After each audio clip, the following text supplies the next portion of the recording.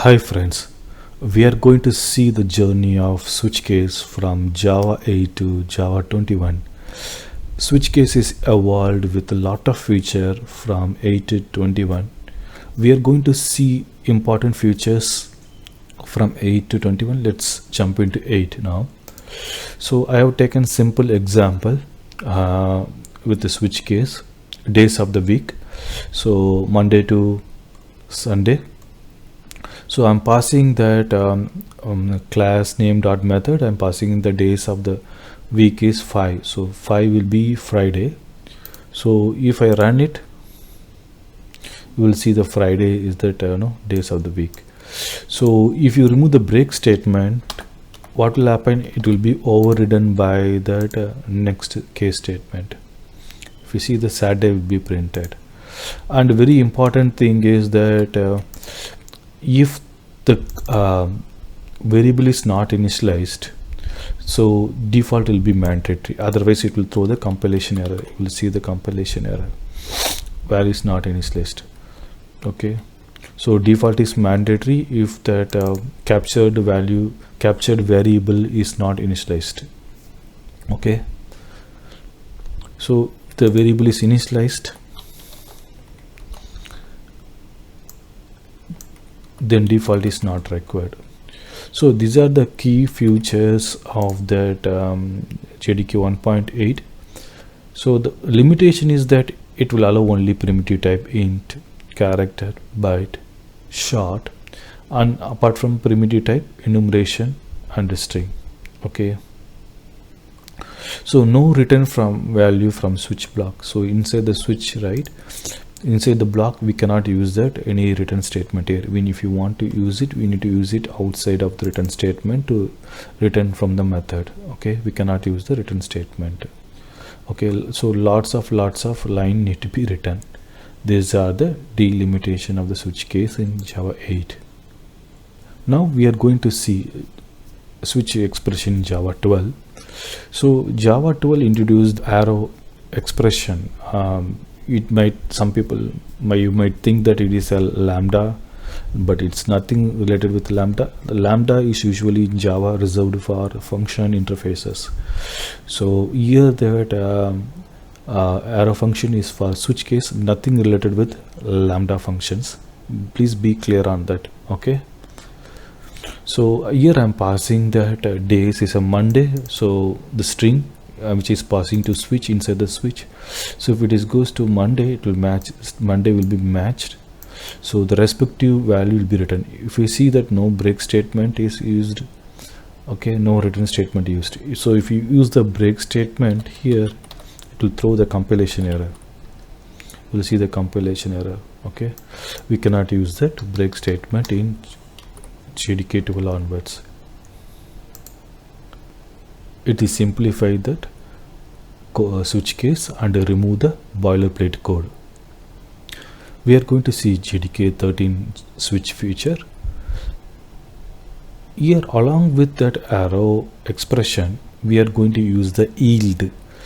This yield is for to write a block of statement inside a switch case and return a value. Two purpose. One is that write block of statement, and then we can return a value. Okay, so if I'm passing Wednesday, if you see here, nothing Wednesday in the case statement is matched, so the default function midweek will be returned. Along with that, this line will be executed. So the block will be executed now, and then midweek will be returned now. So we might have questions. What will happen if you remove the block?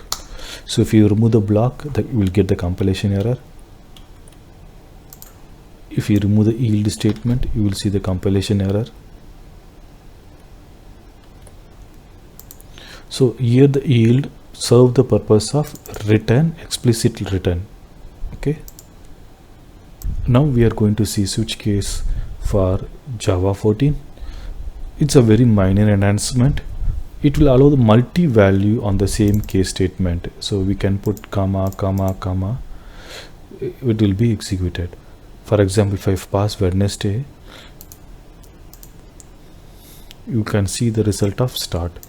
So basically it matches that multi value on the label. Okay, whichever the label is matched, corresponding case will be executed. Basically it will allow the multi value on the label. And now we are going to see switch case by using Java 21. It is the ultimate feature. So they have two features mainly in Java 21 for switch case. One is that pattern matching, another is a garden. So we will see that what is pattern matching now. So I have a record nothing but simple POJO object with x and y, and it's nothing but parent class reference hold the child class object. The child class object is I'm passing as 1 and 2 as initializing. So I'm using switch case, I'm passing the object parent class object reference object here. You might know that object is here is a super class of Java is a object. So I'm passing object here. So it will check for the pattern which is matching with that for point here. So here the class type is point. So there are two class having the point, int x comma y, int x comma y. Okay, but here what will happen, here the point first line will be executed, along with that when condition also executed. It is called as guarded. Okay, so you can see that when statement it is called as guarded. So x equal to y. So x I'm passing is 1, but 2 is y is 2. So 1 equal to it will not be executed because both are mismatching. One is a x is a y and y is a 2. So this first condition will be eliminated. And second condition, here we didn't see any guarded condition, so automatically that second condition will be executed with, since it is matching with the data type point, and the point is 1 comma 2 will be printed. If it is a confusing, don't worry, we will see that beautiful example in the next Java classes. Don't worry. Same example I written in better way so that you will you will understand easily. I have given a lot of example, don't worry. So I have taken as an employee class, employee having the name and get name to string, simple one, and point is at record nothing but simple POJO class, I comma j, and enumeration. So size is enumeration. I have taken small, medium, large is a enumeration value. And so switch case. Okay, don't worry about the switch case now. We will go to the example one by one. I'm passing a first value as a null. So when you come to the test step, when it's a switch case null, when it's matching with null, the first line will be executed. Here the null, if you see run here, which the null value will be printed. So the thing is that we can pass null also. It will matches the pattern, anything in the case having null, it is matches null. Now I'm passing a string with value as hello. So it will look for that anything having string data type. Yeah, string is matched. So as soon as string is matched, data type is matched, it will be printed. It is a string. Okay. And we are passing a enumeration, size is medium. So it will look for that anything pattern is matching with the size. Yeah, pattern is matching, and size dot medium. So I'm checking whether is by using when guarded condition, which is a medium. First one is a small, so this will not be executed. Second one is medium, yes, this will be executed. Okay, so third one is a small one, so look for that size s1 when s1 equal to small. So this condition will be executed. You will see the And this next condition is that again I executed medium, so again it look for that medium condition here. I'm passing size dot medium, so medium will be again executed here. Now what I will do, I will move this. Now I move this to here. So if you see here, I am passing size dot medium, but you will get the compilation error. So it is called as control flow domination error. What is mean control flow domination error? Since the size is a generic one, so whatever passing medium or small or large, it will be filtered here. So these things will not be executed, never be not reachable. Basically it is a not reachable block. So this is called as control flow domination error. It is, since it is dominating that these three control, so we'll get the compilation error. So when you are executing size dot s, make sure that you are removing that the other criterias. So we see that this will be printed irrespective of size, as small or medium, large. This enum type will be printed. So I'm putting back here. Okay, so make sure that be careful with that control flow domination error. So when you are going with that specific tech, use that guarded one when first, and then use that generic one at the last. Okay, now 0.5 comma 10.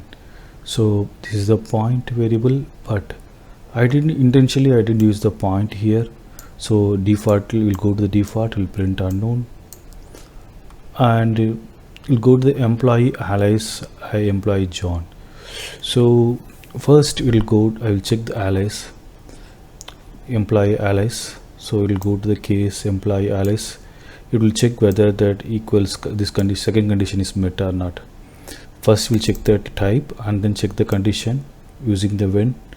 So then when will be executed, but unfortunately alias is not in the condition, it is a John. So what will happen, that next following condition, generic condition, will be executed. John will be printed here because it's matching without any condition. It's matching that pattern. Now integer array, integer 1 2 3, it will check for which data type is matching. It's matching with that AI, int AI, so the array type will be printed. Next I'm passing that just primitive 42 integer.